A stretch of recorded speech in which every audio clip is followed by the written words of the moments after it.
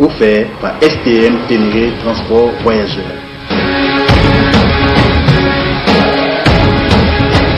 STM, une nouvelle façon de voyager.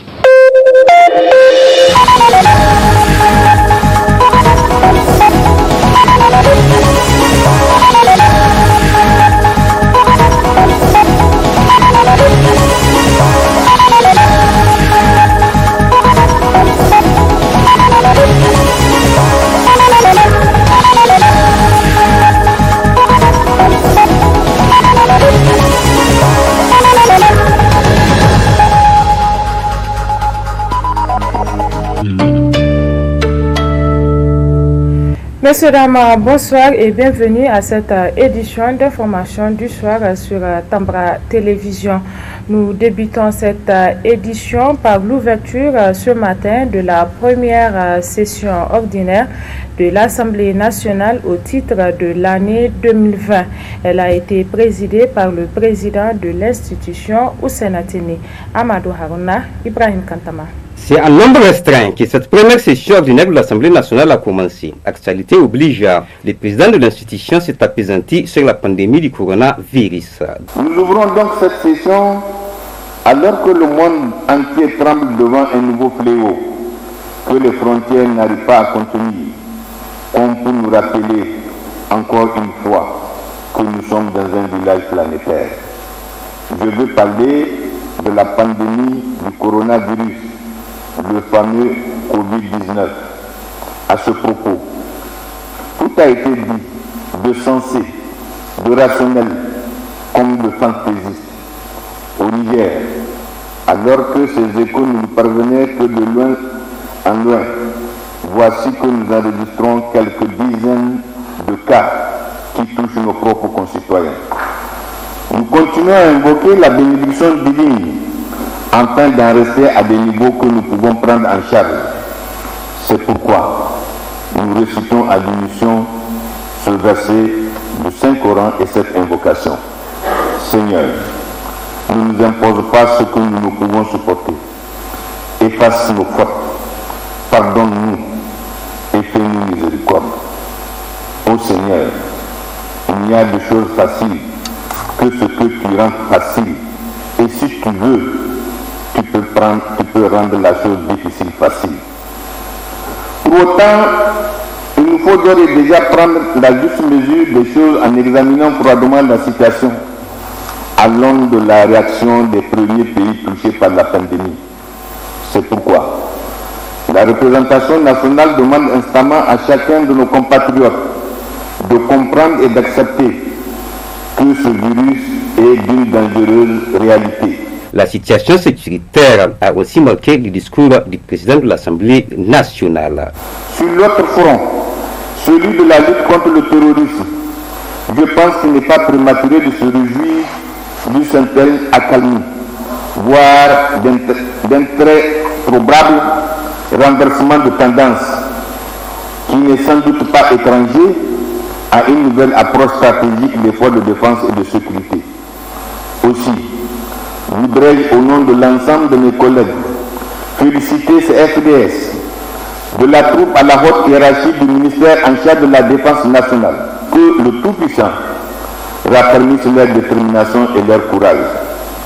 Je crois également qu'il n'est pas prématuré de remercier chaleureusement la communauté internationale pour la sollicitude dont elle fait montre à l'égard de notre pays et de ses voisins dans la conduite de ces cruelles guerres.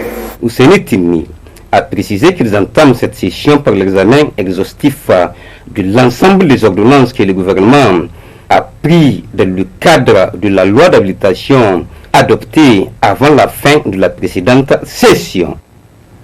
Les députés et le personnel de l'Assemblée nationale ont fait un don de 50 millions aux orphelins des forces de défense et de sécurité tombés sur le champ d'honneur, un don réceptionné par le ministre de la Défense nationale, Issoufou Katambe. Retrouvons une fois de plus Amadou Harouna, Ibrahim Kantama. C'est dans un élan de solidarité que les députés et le personnel de l'Assemblée nationale ont voulu soutenir les orphelins des forces de défense et de sécurité tombés armes à la main. Il s'agit d'une somme symbolique qui détermine en fait la volonté de l'Assemblée nationale à compatir à l'endroit des orphelins.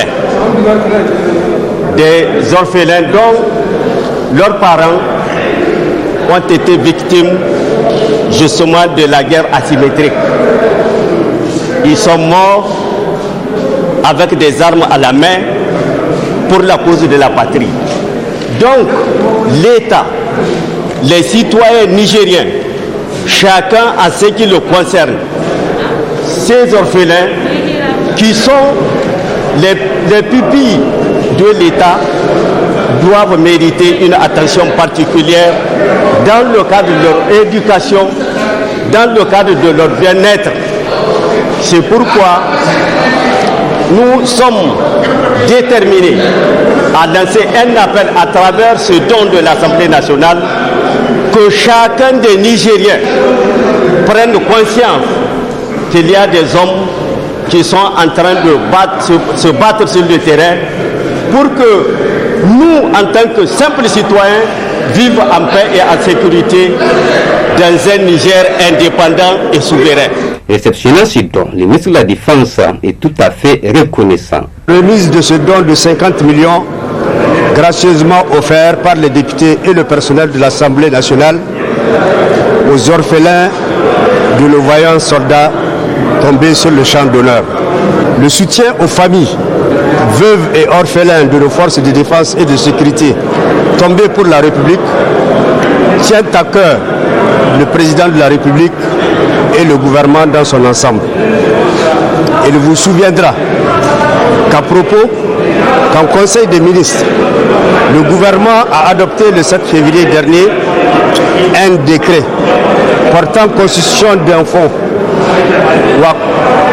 public au profit des ayants droit des forces de défense et de sécurité décédés ou disparus en service commandé ou devenus invalides de suite des blessures survenues sur le champ d'opération. C'est pourquoi, au nom du président de la République, chef suprême des armées, son Excellence M. Mahamadou Issoufou, du gouvernement, au nom des bénéficiaires ainsi qu'à mon nom propre, je remercie très vivement les députés et le personnel de l'Assemblée pour cet important geste de solidarité. Ce geste de députés du personnel de l'Assemblée nationale doit servir d'exemple aux autres services et institutions. La propagation de la pandémie du coronavirus continue toujours à susciter des réactions.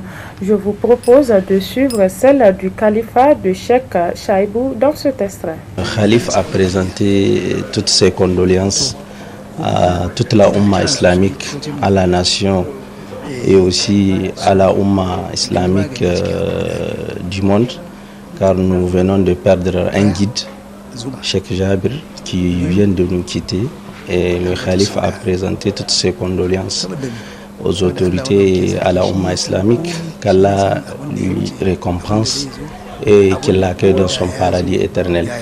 Donc il a un peu évoqué cette question d'épidémie de coronavirus ou bien le Covid-19. Il a estimé que c'est un châtiment d'Allah subhanahu wa ta'ala. C'est-à-dire, lorsqu'il y a des choses comme ça, des épidémies, des guerres, souvent c'est la colère d'Allah qui s'abat sur nous. Et il nous a tous exhortés à faire des prières, surtout à demander pardon à Allah subhanahu wa ta'ala. Et surtout les prières, il dit La yuraddul qada illa bid'a, c'est-à-dire tout ce qui est dit à trancher, c'est avec les prières qu'on peut demander à Dieu de vraiment nous épargner de ça. Cette épidémie, elle est là, elle est en train de faire des victimes, des morts. Donc si on continue les prières, Inch'Allah, Allah va nous épargner. Donc c'est un peu ça. Il nous a exhortés et puis il a prié pour les autorités et puis les médecins qui sont en train de travailler jour et nuit pour trouver des vaccins. Il a prié pour qu'on puisse trouver les vaccins, même s'il a donné des pistes, selon ce que le Coran et la Sunna du prophète sallallahu alayhi wa sallam a dit, notamment les miels et puis Habbat Sauda. Habbatou Sauda, où le prophète sallallahu alayhi wa sallam disait Habbatou Sauda, c'est-à-dire elle guérit toutes les maladies. Toutes les maladies, donc là, ça veut dire que si on mène des recherches, il se pourrait qu'on tombe sur des pistes et qu'on puisse vacciner ceux qui sont atteints de la maladie. Et aussi, il nous exhorte à faire le istighfar. Il a vraiment insisté à ce qu'on fasse le istighfar. Allah subhanahu wa ta'ala disait « Wa ma kana Allahu yu'azibahum wa anta fihim, wa ma kana Allahu mu'azibahum wa hum yastaghfirun » Donc, Dieu a fait une promesse au prophète sallallahu alayhi wa sallam, tant qu'il est parmi la communauté, Inch'Allah, ils ne seront pas châtiés. Donc le prophète n'est pas avec nous, on peut dire cela, mais il dit donc tant qu'on va multiplier les pardons, chercher les pardons d'Allah subhanahu wa ta'ala, revoir les actes qu'on pose, Inch'Allah, Allah va nous épargner de cette maladie et Inch'Allah, on aura des vaccins pour pouvoir soigner les malades. Donc voilà un peu le message que Khalif a voulu adresser à toute la nation nigérienne et à la Oumma islamique. Et aussi, il a exhorté les gens à surtout à adhérer aux consignes données par les autorités, les consignes de confinement, le respect de tout ce qui a été prévu. Donc que les gens respectent, c'est dans notre intérêt, c'est pour notre santé. Donc il a exhorté les gens à respecter ces consignes, multiplier le lavage des mains qu'il a dit. C'est même un des consignes que le prophète sallallahu alayhi wa sallam a prescrit à travers les ablutions. Donc souvent c'est des prescriptions du Coran, de la Sunna qui reviennent dans les traitements des maladies. Donc voilà un peu le message de Khalif à l'endroit de la. Depuis l'apparition du coronavirus au Niger, le gouvernement a adopté une batterie de mesures pour prévenir sa propagation.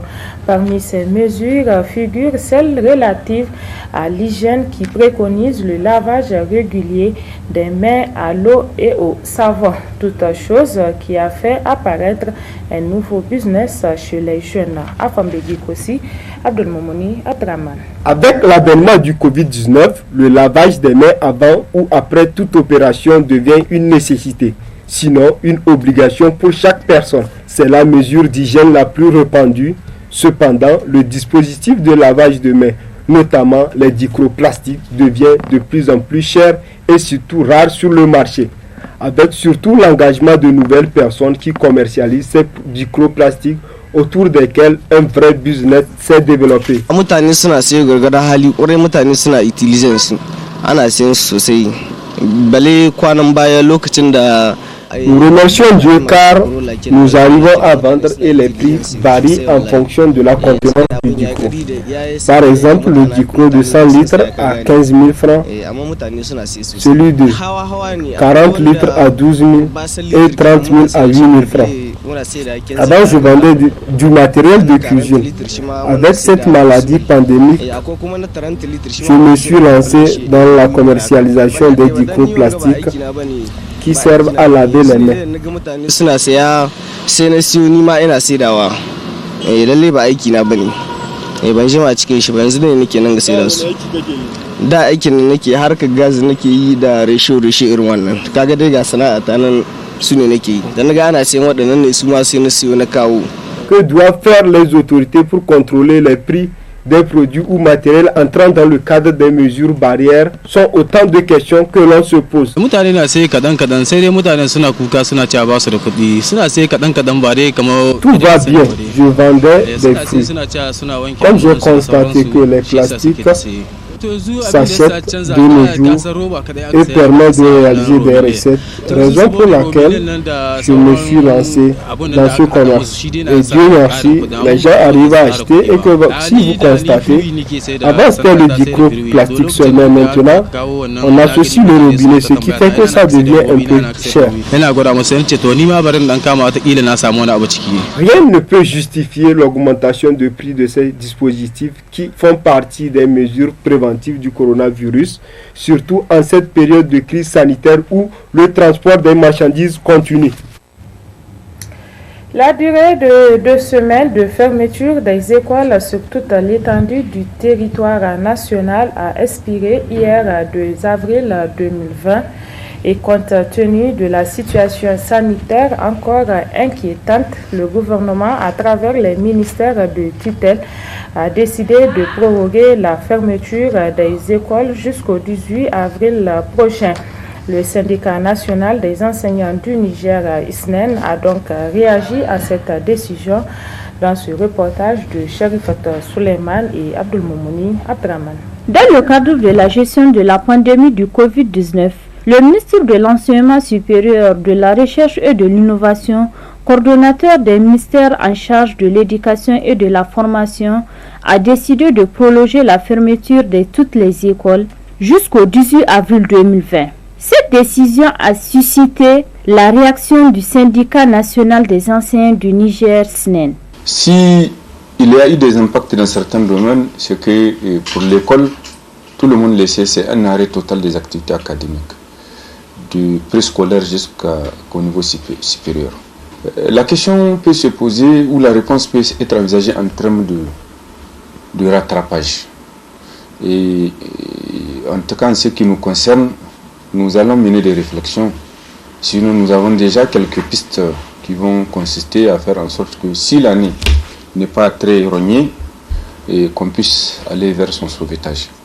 Et voyez-vous, le Niger connaît déjà ces interruptions d'activités académiques pour une grande frange d'enfants, notamment dans les zones d'insécurité. Maintenant, est-ce que ces derniers trimestres qui semblent déjà être complètement finis, puisque en avril, si le 18 avril on reconduit ce que nous allons en main, or en main tout le monde sait que pour les classes en perte, il n'y a pas de classe. Et même dans les milieux là où il y a des classes, il faut se dire la vérité, c'est que nous avons une pratique qui consiste à ce que les parents prennent leurs enfants pour les amener dans les travaux champêtres. Alors c'est pas évident que même s'il y a des classes en dur dans tous les villages du Niger, que les parents puissent laisser les élèves continuer les activités académiques. Cette situation de fermeture des écoles liée au Covid-19 doit interpeller les élèves et étudiants, d'où ce cri de cœur. Quelle que soit la mesure qu'on va envisager, il y aura des pots cassés quelque part. Donc il faut envisager que ce Covid-19 va partir quoi qu'il en soit et qu'on va revenir à l'ordre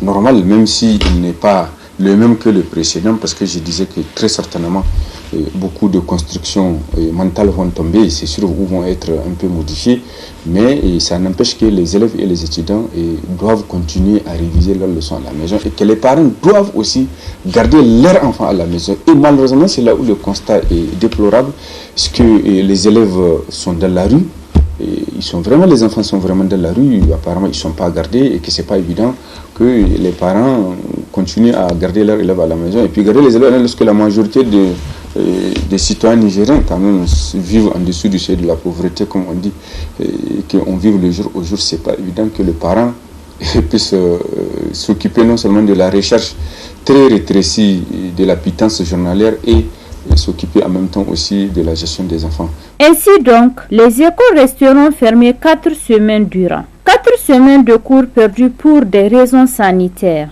qui viendront s'ajouter au temps déjà perdu dans le cadre des différents mouvements de grève enregistrés à tous les niveaux. Ce qui laisse planer un doute sérieux quant à la réalisation des programmes de cette année académique en cours. Et c'est la fin de cette édition d'information sur Tambra Télévision. Merci à vous de l'avoir suivi. Au nom de toute l'équipe technique et rédactionnelle qui m'a aidé à vous la présenter, je vous souhaite de passer une excellente soirée et aussi un bon début de week-end. Au revoir. Ce journal vous a été offert par STM Ténéré Transport Voyageurs. STM, une nouvelle façon de voyager.